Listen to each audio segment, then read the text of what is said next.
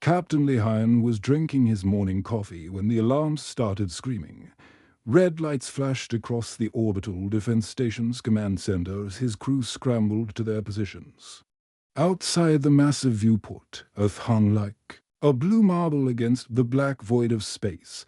It looked peaceful, but Hyan knew that was about to change forever. "Sir, we're picking up massive energy signatures at the edge of our solar system," called out Lieutenant Kim Taiwu from the sensor station. His voice cracked slightly as he read the numbers. 12 ships, each one bigger than our largest carrier. Han set down his coffee cup and walked to the main display. The holographic image showed 12 sleek vessels ranged in perfect formation. They were unlike anything humanity had ever built, smooth. Organic curves that seemed to flow like liquid. Metal, each ship pulsed with an eerie purple light that made his stomach turn. Range and speed? Ian asked, though he already dreaded the answer. They're holding position at Neptune's orbit. No movement detected, but sir, the energy readings are off the charts. One of those ships could probably glass our entire planet. The communication ray suddenly crackled to life. A voice spoke in perfect English, though it carried an otherworldly quality that made everyone's skin crawl. Attention. Primitive inhabitants of the third planet. We are the Dominion. You have 72 hours to surrender your world and submit to our rule. We have conquered 47 worlds before yours. None have resisted successfully. Comply, and your deaths will be swift. Resist, and we will make your suffering legendary across the galaxy.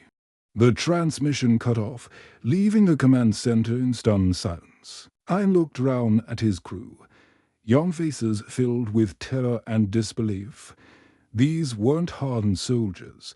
They were engineers, technicians, and scientists who had signed up for asteroid mining duty and routine satellite.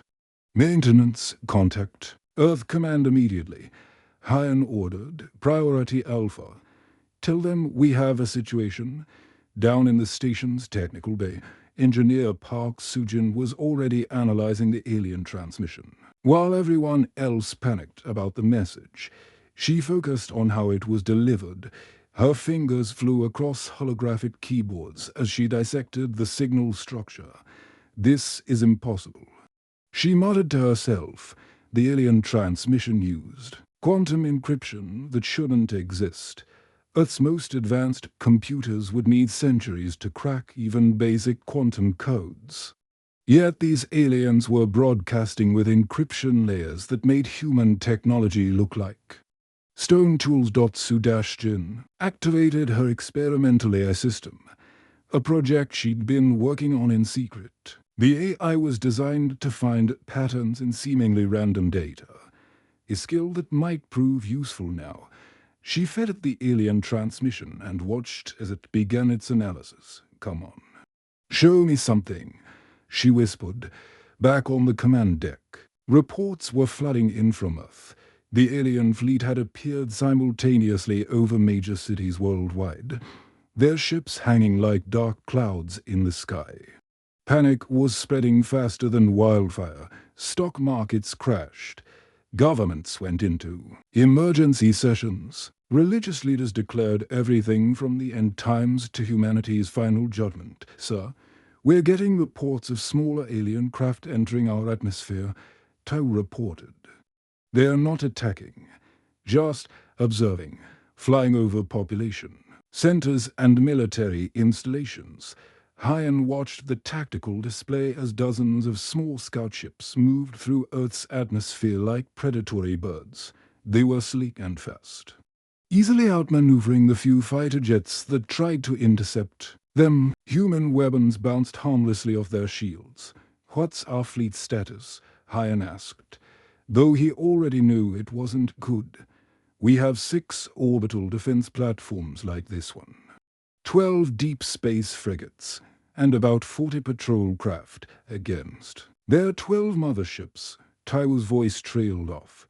"We're completely outgunned." Hyan finished. "Those 12 ships probably have more firepower than our entire civilization."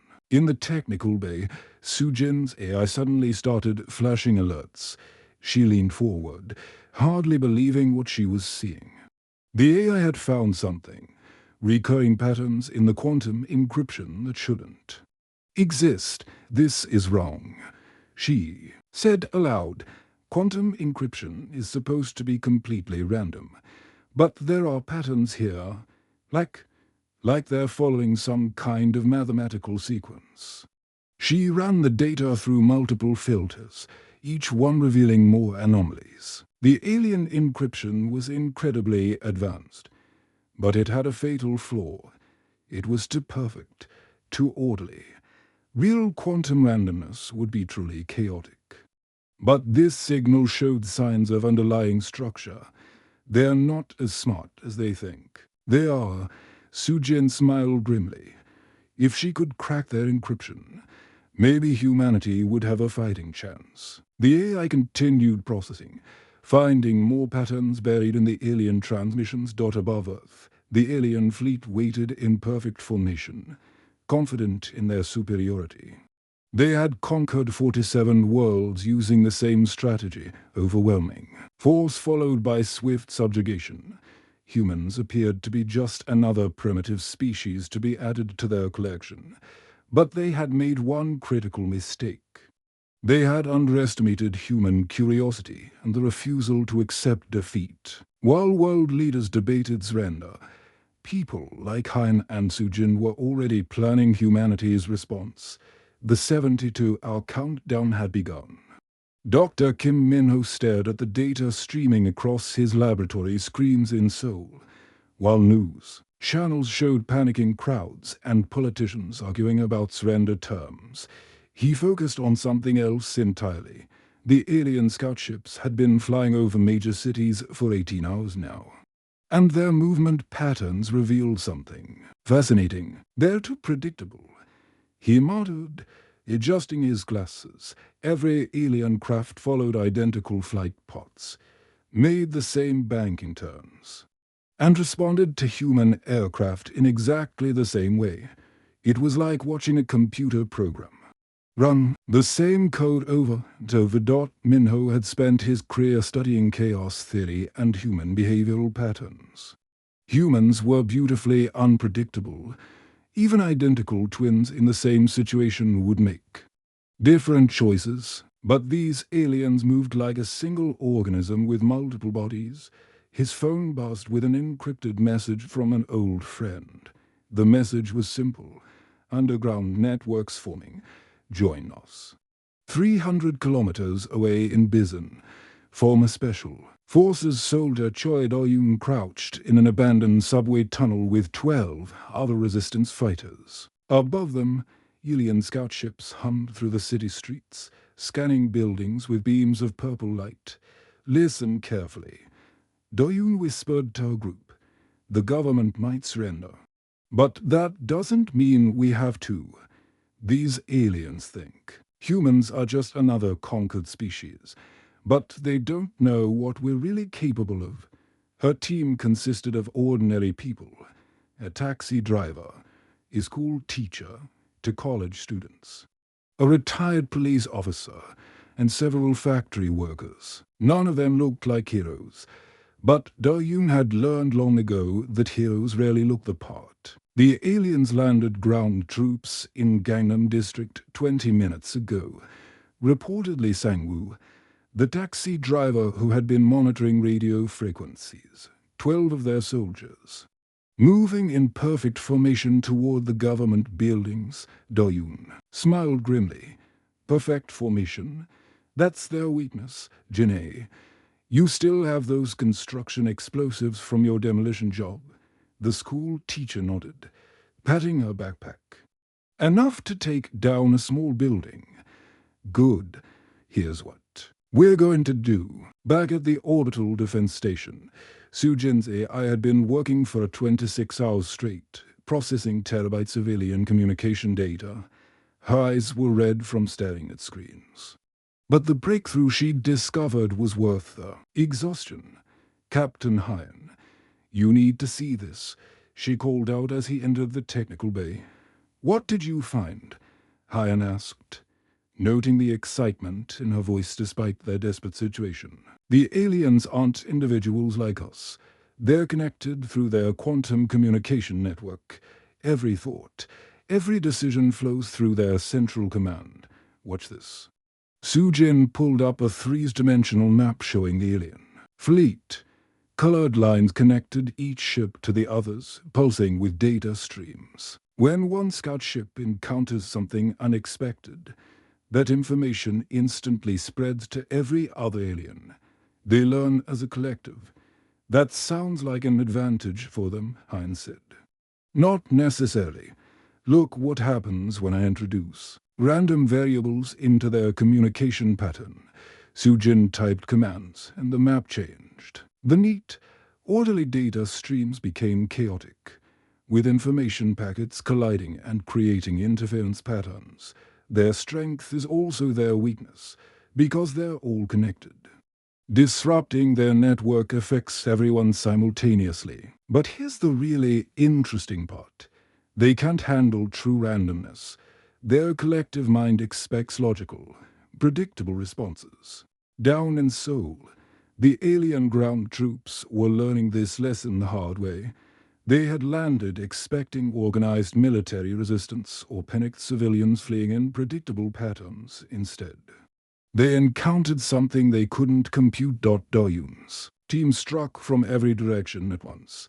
The taxi driver rammed his reinforced vehicle into their formation, while Jinei's explosives brought down the building facade, creating a wall of debris. The college students pelted them with Molotov cocktails from rooftop positions, while the retired police officer used his knowledge of city layouts to attack from sewage tunnels. The alien soldiers were tall, graceful beings in flowing metallic armor. They moved with perfect coordination, their weapons firing beams of concentrated energy that could melt steel. But they had never faced guerrilla warfare conducted by desperate humans who refused to follow any logical pattern. They're trying to predict our next move. Dohyun radioed to her team as she watched the aliens repositioning. But they can't, because we're making it up as we go along. A young college student named Park Ji-hoon suddenly broke from cover and charged directly at the alien line, screaming at the top of his lungs. It was a suicidal move that made no tactical sense. The aliens hesitated for a crucial second, their collective mind struggling to process this illogical behavior. That hesitation was all Dayu needed. Her team struck from 3 different angles while the aliens were distracted, using improvised weapons and tactics that no military manual had ever taught. Meanwhile, similar scenes played out across the globe. In Tokyo, office workers used their intimate knowledge of subway systems to launch hit-and-run attacks in London. Football hooligans proved that their chaotic fighting style was impossible for alien logic to predict. In New York, street gangs found themselves fighting alongside police officers against the common enemy. The aliens had expected fear, panic, and eventual submission. Instead, they encountered something their 47 previous conquests had never shown them. Humans who became more dangerous the more desperate they became. Back in his Seoul laboratory, Minho was coordinating with resistance cells worldwide through encrypted channels. His chaos theory models were helping predict where alien responses would be weakest. The more unpredictable we become, the more their system breaks down. He transmitted to Doyun's team. They're learning, but they're learning the wrong lessons. Every time we do something that makes no logical sense, their collective mind has to waste processing power trying to understand it. Sujin's voice crackled through the communication network from the orbital station. I'm seeing massive data overloads in their quantum communications. The more chaotic information they receive, the more their network struggles to process it. All for the first time since the aliens arrived. Humans weren't just surviving. They were fighting back in ways the enemy couldn't understand or predict. Captain Hyan strapped himself into the pilot seat of the orbital station's emergency fighter. Craft round him, 11 other desperate pilots prepared for what everyone knew was a suicide mission. The alien motherships hung in space like dark monuments to humanity's impending doom. Their weapons charging for planetary bombardment. All units, this is command. Hyun's voice crackled through the communication system. We're not trying to win this fight. We're trying to buy time for the ground teams to complete their mission. Make every shot count. But more importantly, make them wonder what we're going to do next. The human fighters screamed through space toward the alien fleet. Their ships were tiny compared to the massive Dominion vessels, like gnats attacking elephants. But Hyan had learned something important from the ground battles. Predictability was death. Break formation on my mark. Hyan commanded. Scatter pattern Delta 7. Then switch to random evasive maneuvers. Don't follow any protocol. Just survive and cause chaos. The alien point defense systems had been programmed to handle organized fleet attacks. They tracked incoming fighters with mathematical precision, calculating intercept courses and firing solutions. But when the human ships suddenly scattered in 12 different directions, each pilot flying in completely unpredictable patterns, the alien systems began to struggle. Pilot Nam Kyung dove straight at a mothership's hull, fired a missile barrage, then immediately spun away in a corkscrew pattern that defied all logic. The alien guns tried to track him, but kept firing where he should have been, not where he actually went. This is insane, laughed Lieutenant Baiyujin as she flew her fighter upside down through a debris field. Using wrecked satellites as cover, I'm making up maneuvers that don't even have names. Down on Earth, Doyun's resistance network had grown from 12 fighters to over 3,000 in just 48 hours. Word had spread through social media, encrypted messaging, and old-fashioned word of mouth. People who had never held weapons were learning to fight from veterans. Teenagers were teaching adults how to hack alien technology, and entire neighborhoods were coordinating attacks. In the ruins of Bisan's financial district, Doyun crouched behind an overturned bus with her latest recruits, a K-pop dancer, 2 elderly fishermen, and a video game streamer who had turned out to be surprisingly good at tactical planning. The aliens are adapting to our guerrilla tactics, she reported through her encrypted radio. They're starting to spread out, trying to corner us in smaller groups.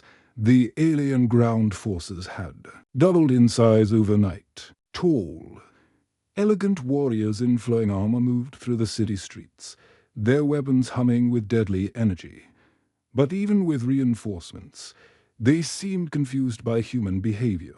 Watch this, whispered the video game streamer, who's online. Name was Dragon_King_99, but whose real name was Cho Min-chan. He had rigged a series of holographic projectors throughout the district, creating false images of human fighters in impossible locations.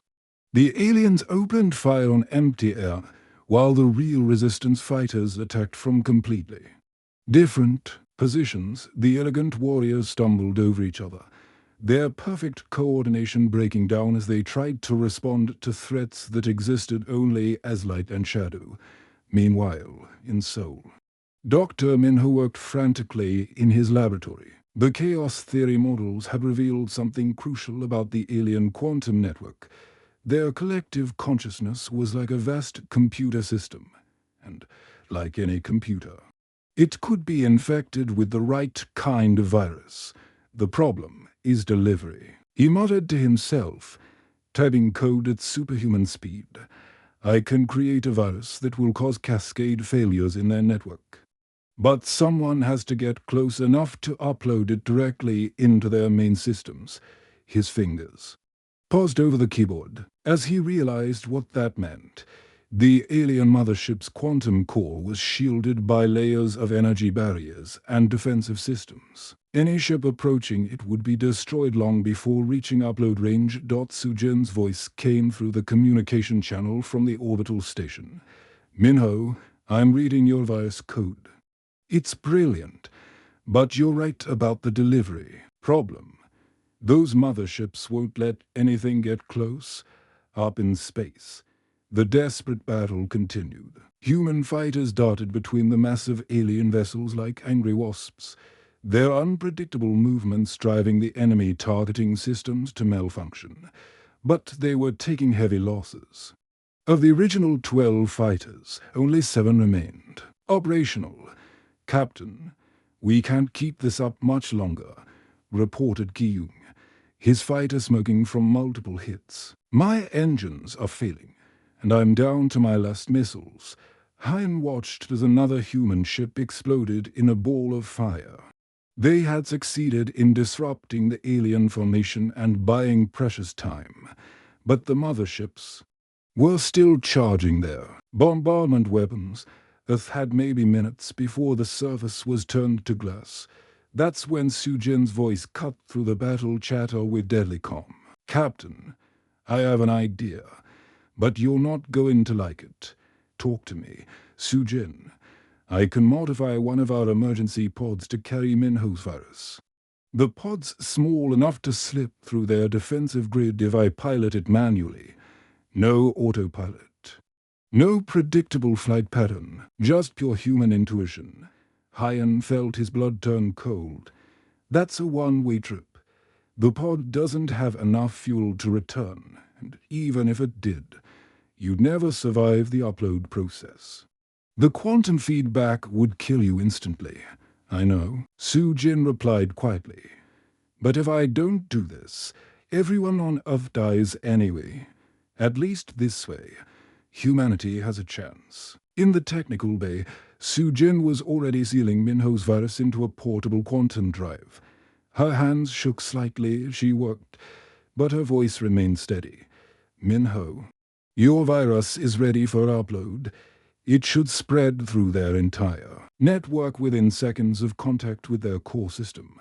Sujin, wait. Minho's voice cracked with emotion. There has to be another way. There isn't time, she replied, climbing into the emergency pod. Tell my parents I love them and tell them that their daughter helped save the world. The pod launched from the orbital station like a silver bullet, streaking toward the largest mothership. Ilian defense systems immediately locked onto it. But Sujin flew with the same chaotic unpredictability that had made human ground forces so effective. She spiraled through laser fire, rolled under missile barrages, and somehow slipped between the overlapping defensive grids. The mothership's quantum core lay exposed for just seconds as its shield cycled, but that was all she needed for humanity, Sujin whispered as she triggered the upload sequence. The virus erupted through the alien network like digital wildfire, turning their greatest strength into their ultimate weakness. The virus hit the alien fleet like a digital tsunami. Sujin's sacrifice had paid off. Minho's creation spread through the Dominion's quantum network faster than their collective mind could process it. 4 of the 12 motherships went completely dark, their systems crashing in spectacular cascades of sparking energy and failing power cores. Captain Hyan watched from his damaged fighter as the massive vessels began drifting helplessly through space. It's working. He breathed into his communicator. Sujin, you did it. The virus is spreading. But celebration turned to horror as the remaining 8 motherships suddenly severed their quantum connections to the infected vessels. The alien fleet commander had made a brutal but effective decision. Sacrifice for ships to save the rest. They're learning. Minho's voice crackled through the communication network from Seoul. The virus can't spread anymore. They've isolated the remaining ships from each other. The surviving alien vessels began powering up their weapons again. Without their quantum network, they moved more slowly and couldn't coordinate perfectly. But they still had enough firepower to destroy Earth 10 times over. Down in Bizen, Doyun, crouched in the ruins of a shopping mall, watching alien ground forces regroup after losing connection to their motherships. The elegant warriors moved differently now, less coordinated but somehow more dangerous. Like wild animals instead of programmed machines, Captain Hyan, she radioed up to the orbital battle. I have an idea, but it's completely insane. At this point, insane might be our only option, Hyan replied. Dodging energy blasts from an alien cruiser. These aliens have conquered 47 worlds. Right. That means they're arrogant. They think they're superior to every species they've encountered. What if we use that arrogance against them? How? Doyun took a deep breath. Challenge their commander to single combat. Make it personal. Their pride won't let them refuse, especially if we make it seem like humans are too primitive to pose a real threat. The communication channels fell silent for a moment. Then Minho's voice cut through the static. It could work. Throughout history, superior forces have been defeated by opponents who changed the rules of engagement. David and Goliath, guerrilla warfare, underdog victories, they all share one thing in common. What's that? Hyan asked.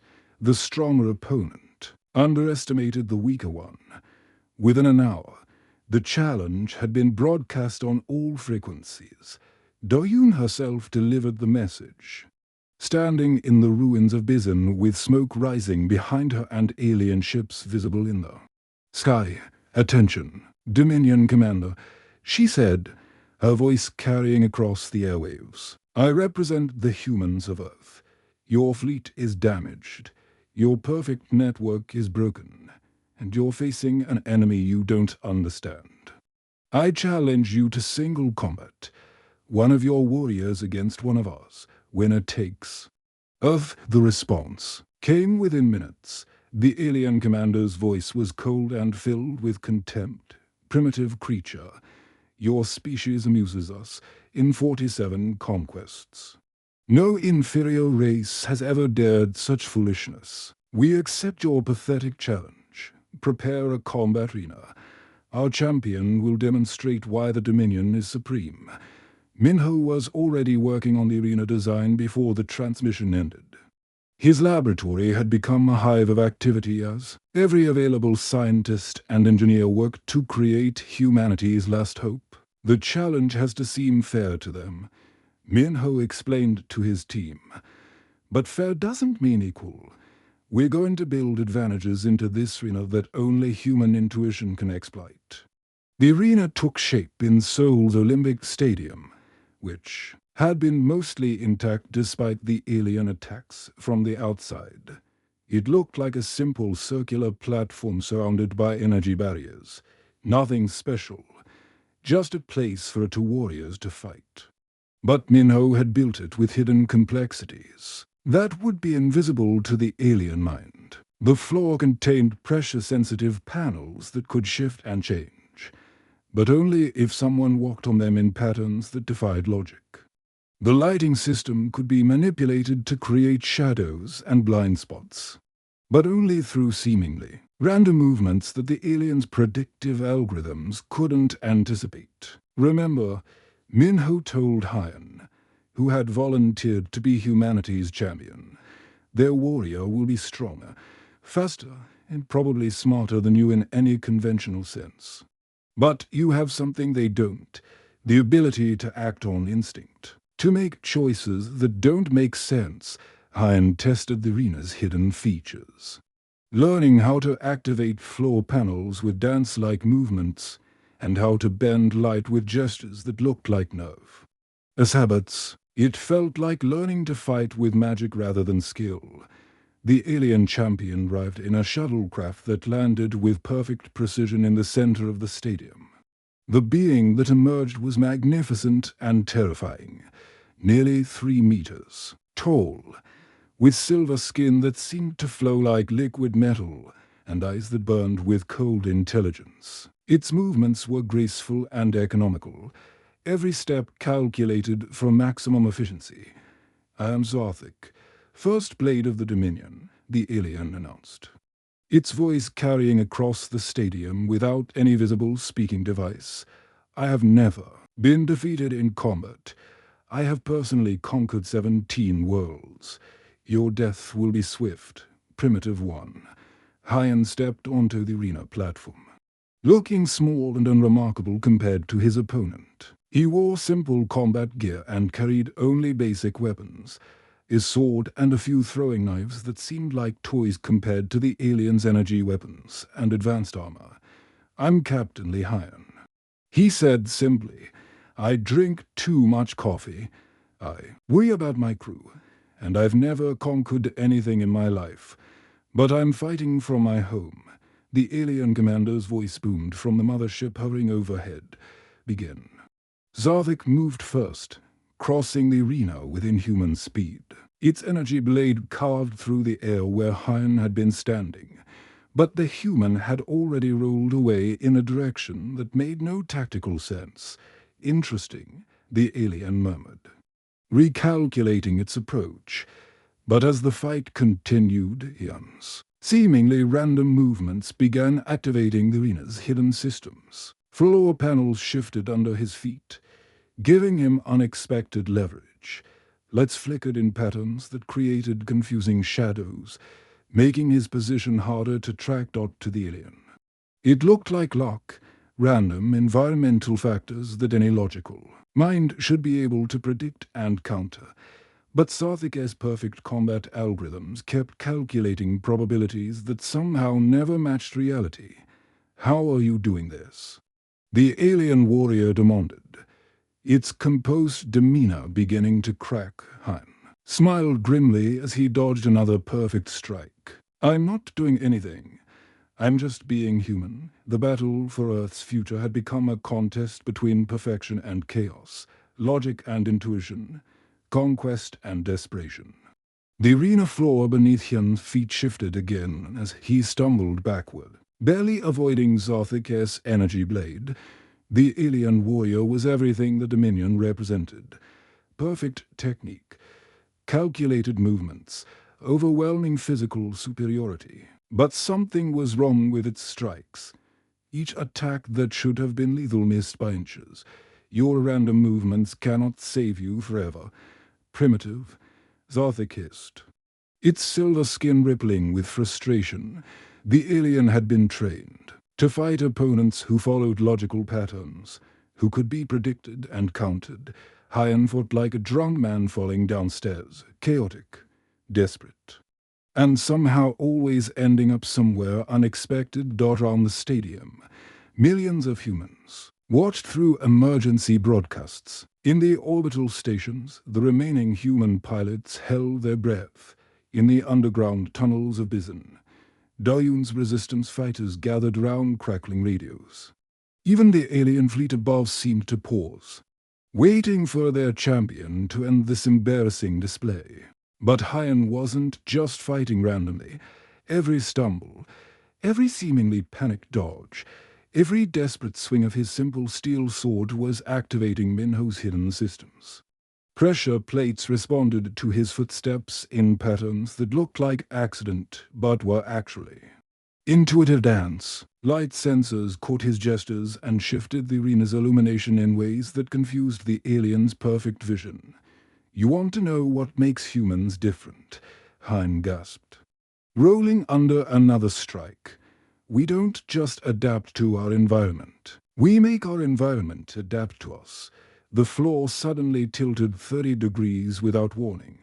Zarthik, caught off guard, slid toward the arena's edge while Hyan somehow maintained his balance. It wasn't skill.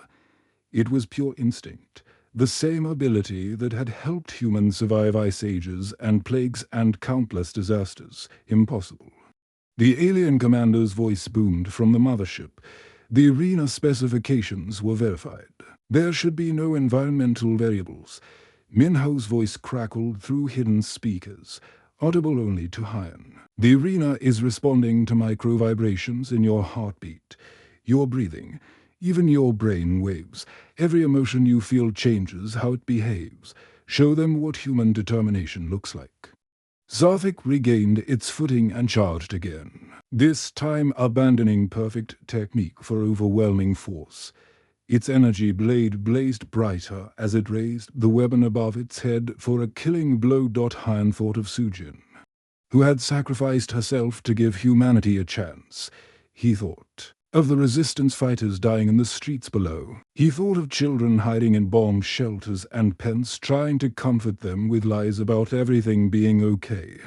The fury that filled him wasn't logical or calculated. It was pure human emotion, love, grief, protectiveness, and desperate hope, all mixed together into something the alien mind couldn't understand or predict. Hyun's next move defied every law of physics and common sense. He threw himself directly at Sarthik's descending blade, not away from it.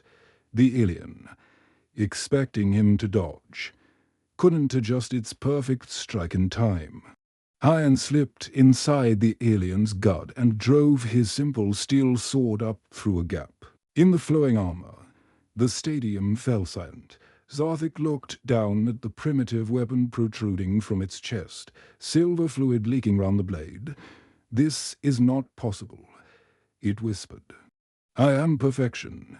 I cannot be defeated by chaos." "You're not defeated by chaos," Hyan said quietly, supporting the dying alien as it collapsed.